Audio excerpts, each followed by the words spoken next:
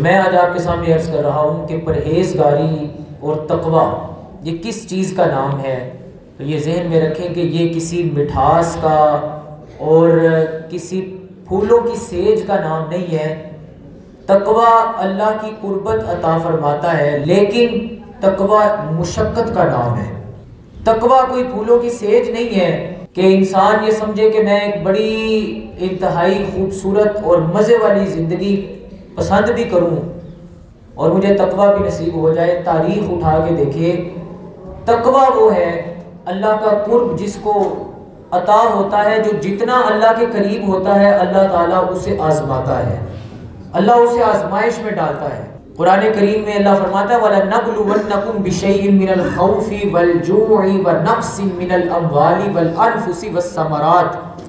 اللہ فرماتا ہے ہم تمہیں ضرور آزمائیں گے، خوف کے ذریعے، مال کے نقصان کے ذریعے ہم تمہیں ضرور آزمائیں گے. لیکن آزمائش میں جو پورا اترا، فرمایا محبوب وَبَشِّرِ الصَّابِرِينَ، صبر کرنے والوں کو خوشخبری سنا دیجیے. وہ کون ہے صبر کرنے والے؟ الذین اذا اصابتهم مصیبہ قالوا انا للہ وانا الیہ راجعون، کہ جن کے اوپر جب مصیبت آتی ہے تو وہ کہتے ہیں ہم اللہ ہی کے ہیں اور ہم نے اللہ ہی کی طرف پلٹ کر جانا ہے.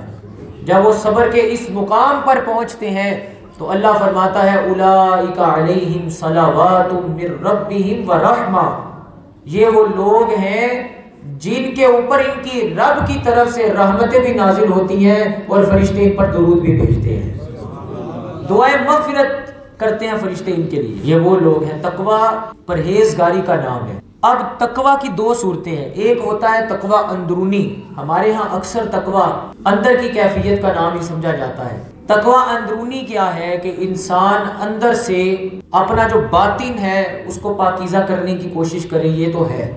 لیکن ایک تقوی ظاہری بھی ہے کہ جو کام اللہ تعالیٰ کو پسند ہے، جو اللہ تعالیٰ کی رضا میں شامل ہیں، اس میں آپ کا جسم، آپ کی مرضی اور آپ کا کھانا پینا، آپ کی نیند بھی قربان ہو جائے، لیکن مقصد صرف یہ ہو کہ اے اللہ تقوی اس لیے اختیار کر رہا ہوں کہ تو مجھ سے راضی ہو جائے. حضرت ذوالنون مصری فرماتے ہیں تقوی تین چیزوں کا نام ہے. ایک یہ کہ جب تمہارے پاس کوئی چیز نہ ہو تو تم اس پر قناعت کرو، توکل کرو کہ اللہ عطا فرمائے گا. اور دوسرا فرمایا کہ ایک یہ چیز ہے کہ اگر تمہارے پاس کوئی چیز آ جائے تو اس کے اوپر تکبر نہ کرو بلکہ اللہ کا شکر ادا کرو. اور تیسری چیز کیا ہے؟ اگر کوئی چیز آنے کے بعد واپس لے لی جائے، اگر کوئی چیز چھن جائے تو اس کے اوپر ناشکری کے بجائے خوشی کے ساتھ صبر کرو. کس کے ساتھ صبر کرنا ہے؟ خوشی کے ساتھ، کہ اے اللہ دینے والا بھی تو ہے، واپس لینے والا بھی تو ہے. تقوی اس چیز کا نام ہے. کیا کہا حضرت بابا فرید نے؟ تن میرا جے بن جائے کنگھی تے میں زلف سونے دی واواں، پوش میرے دی بن جائے جتی تے میں سونے دے پیری آواں، تے جے سونا میرے دکھ وچ راضی میں سکھ نو چولہے پاواں. یار فریدا جے کدی مل پوے سونا میں رو رو حال سناواں. یہ جو ہے نا کہ جے سونا میرے دکھ وچ راضی تے میں سکھ نو چولہے پاواں، اگر وہ خدا دکھ میں راضی ہے تو پھر ہمیں سکھ پسند نہیں ہے، ہمیں وہ چیز پسند ہے جس میں ہمارا رب ہم سے راضی ہو جاتا ہے. حضرت سیدنا عمر بن خطاب رضی اللہ تعالیٰ عنہ حضور کے پاس آئے، حضور آرام فرما رہے ہیں. تو شام کا ایک وفد جو ہے نا وہ امام الانبیاء سے ملاقات کے لیے تشریف لا رہا ہے. تو حضرت عمر بن خطاب حضور کے پاس آئے کہ آپ کو بتایا جائے کہ حضور وفد آ رہا ہے. حضور آرام فرما رہے ہیں. تو جب حضور اٹھے تو سیدنا عمر بن خطاب نے دیکھا کہ حضرت امام الانبیاء نبیوں کے سلطان کے جسم کے اوپر وہ کھجور کی جو چٹائی تھی اس کی سختی سے آپ کے جسم کے اوپر نشان تھے. سیدنا عمر بن خطاب کو بھول گیا اب کہ شام کا مصر وہ وفد کیا ہے. آنکھوں میں آنسو آ گئے اور رو کے عرض کرتے ہیں اللہ کے نبی کہ کیسر و کسرا کے بادشاہ جو ہیں وہ پھولوں کی سیج پہ آرام کریں، آپ نبیوں کے سلطان ہو کر اس چٹائی پر لیٹے ہیں. دو جہاں کی شاہی اور جو کی روٹی غذا، اس شکم کی قناعت پہ لاکھوں سلام. تو حضور کو جب حضرت عمر نے یہ عرض کی تو امام الانبیاء نے فرمایا سنیں آپ، فرمایا کہ عمر کیا تم اس بات پہ راضی نہیں ہو کہ وہ دنیا کی نعمتوں پر راضی ہیں، ہم قیامت والے دن اللہ کے دیدار پہ راضی ہو جائیں گے. دنیا کی نعمتیں تو عارضی ہیں لیکن تقوی اس چیز کا نام ہے جو اخروی نعمتیں عطا فرماتا ہے. جو قیامت والے دن اللہ کا دیدار، اسی لیے فرمایا کہ جب تم روزہ رکھو گے، روزہ دار کے لیے دو خوشیاں ہیں اس تقوی کی وجہ سے، ایک اسے افطار کے وقت ملے گی، ایک قیامت والے دن اپنے رب کے دیدار کے وقت ملے گی۔ روزہ تقوی کا نام ہے۔ نہیں دل کرتا نماز میں جب نیند آئی ہو زیادہ دیر نہیں کھڑا ہوا جاتا۔ رات کو تراویح کا وقت ہے، دیکھیں میں نے عرض کیا تھا کہ یہ وہ مہینہ ہے جس میں نفل کا ثواب، سنت اور سنت کا ثواب، فرض اور فرض کا ثواب 70 فرائض کے برابر ہو جاتا ہے۔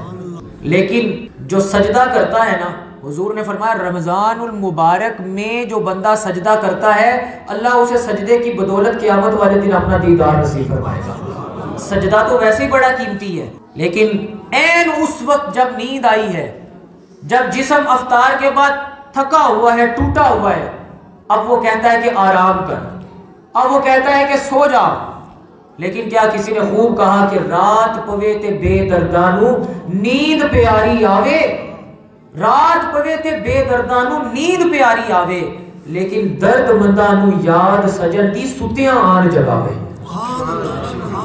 رات پوے تے بے دردانو نیند پیاری آوے پر درد مندانو یاد سجن دی ستیاں آن جگاوے۔ وہ کہتا ہے کہ اب مجھے نیند تو آئی ہے لیکن مجھے اپنے رب کی یاد بھی آ رہی ہے، مجھے اپنے رب کو راضی بھی کرنا ہے۔ یہ نیندیں، یہ آرام، یہ عارضی ہیں، لیکن جو میں نے یہ جا کے سجدہ کرنا ہے پھر مجھے ہی تو اللہ تعالیٰ نے اپنا دیدار بھی نصیب فرمانا ہے اگر قبول ہو گیا۔ روایت میں آتا ہے کہ ایک دفعہ جبریل امین حضور کی بارگاہ میں حاضر اور عرض کی یا رسول اللہ صلی اللہ علیہ وآلہ وسلم، یہ آپ کا ایک غلام ہے ابو ذر غفاری رضی اللہ تعالیٰ عنہ، نام سنا ہے نا آپ صحابی کا، حضرت ابو ذر غفاری رضی اللہ تعالیٰ عنہ۔ جبریل امین عرض کرتے ہیں کہ یا رسول اللہ صلی اللہ علیہ وسلم، آپ کا یہ ابو ذر زمین پر اتنا مشہور نہیں ہے جتنے اس کے چرچے عرش پر فرشتوں کے درمیان ہوتے ہیں۔ حضور نے پوچھا جبریل کیوں؟ فرمایا عرض کی یا رسول اللہ دو وجہ سے اس کے چرچے ہیں۔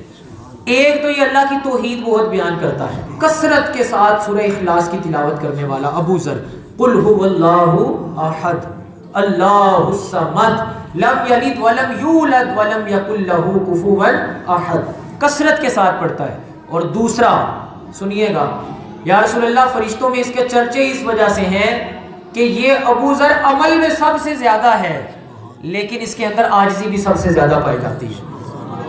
یہ سب سے زیادہ عاجز ہے، مٹا ہوا سمجھنے والا۔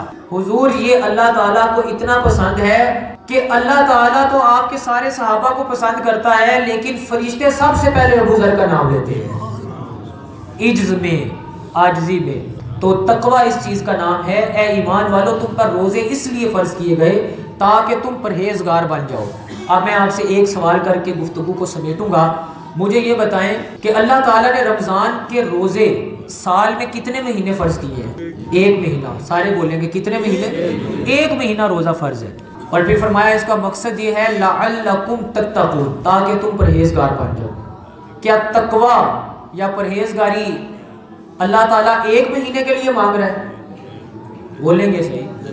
نہیں، فرمایا روزہ ایک مہینے کے لیے، لیکن اس کی پریکٹس ایسی ہو، اس کی کوشش اور جد و جہد اور اللہ کی رضا ایسی ہو کہ ایک مہینے میں تم اتنی پریکٹس کر لو، اتنا اپنے رب کو راضی کر لو کہ پورے سال کے لیے تمہیں ایسا تقوی نصیب ہو جائے کہ جب بھی رات کو نیند آنے لگے تمہیں اپنے رب کی یاد آئے تو تم نیند چھوڑ کر اپنا سر سجدے میں جھکا کے کہو یا اللہ مجھے بستر پیارا نہیں ہے، مجھے تیرا دیدار زیادہ عزیز ہے۔ لعلکم تتقون، تاکہ تم پرہیزگار بن جاؤ۔ روزے کا مقصد یہ ہے، رات پوے تے بے دردانو نیند پیاری آوے۔ آج آپ نے یہ رات کو سوچنا ہے، جب تراویح کا وقت آئے نا تو یہ سوچنا ہے رات پوے تے بے دردانو نیند پیاری آوے، درد مندانو یاد سجن دی ستیاں آن جگاوے۔ یہ تو اس چیز کا نام ہے کہ تقوی ایک مشقت کا نام ہے، تقوی پرہیزگاری کا نام ہے۔ حضرت مائی رابعہ بصریہ رحمت اللہ تعالی علیہ ساری رات قیام کرتی تھی، سجدے کرتی تھی، عورت ہونے کے باوجود دن کو روزہ رکھتی لیکن آنکھوں میں آنسو بھی جاری ہوتے۔